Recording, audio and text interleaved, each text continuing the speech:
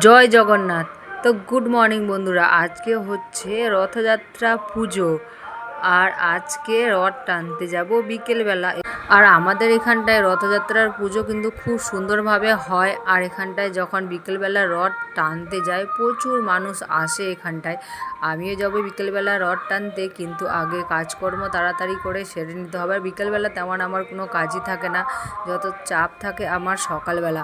তো আমি video editing করছি, কিন্তু ওইদিকে রথযাত্রা যেহেতু রথযাত্রা পুজো আজকে মন্দিরে মন্দিরে মাইক বাজছে। আর এখন ব্রাশ করে মুখ দিয়ে বাইরে থেকে মুখ দিয়ে আসবো আর খাবার নিয়ে আসবো জল, কারণ বাইরে খাওয়ার জলটা বাইরে থেকে নিয়ে আসি।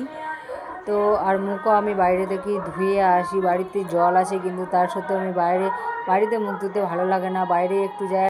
আর সকালের টাইমটাতে একটু হাঁটাচলা করতে কিন্তু বেশ ভালো লাগে, কিন্তু সময় কোথায়, সময়েরই তো পুরো অভাব, সময় নাই হাতে।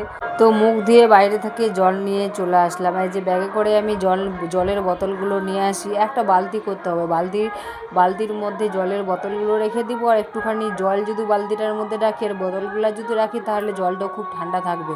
তো একটা আমাকে প্লাস্টিকের বালতি কিংবা স্টিলের একটা ছোট বালতি আমাকে কিনে আনতে হবে। আমাদের বালতি বাড়িতে আছে, কিন্তু যেগুলো বালতি সেগুলো কাজের। তো আজকে বৃহস্পতিবার, নিরামিষ রান্না করবো। রথযাত্রা পুজো একদম পুরোপুরি নিরামিষ।